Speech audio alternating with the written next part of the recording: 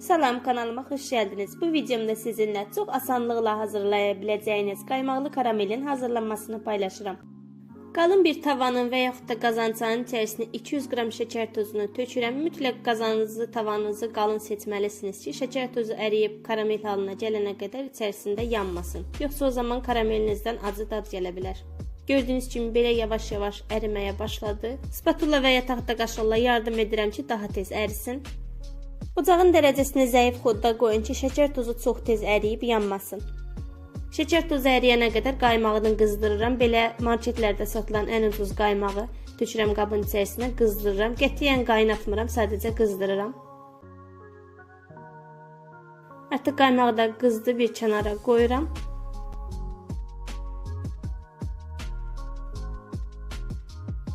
Gördüyünüz kimi şəkər tozu da tamamilə əridi. İçərisinə 30 qram çərə yağı tökürəm.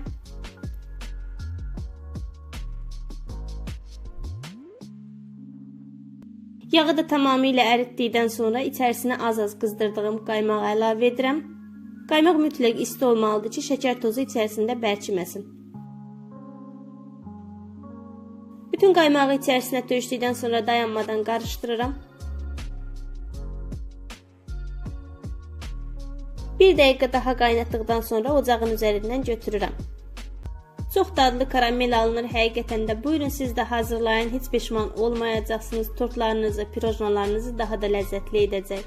Fikirlərinizi, suallarınızı şərhlər bölməsində gözləyəcəm. Yeni video reseptlərdə görüşmək üzrə inşallah. Allah'a emanet qalın.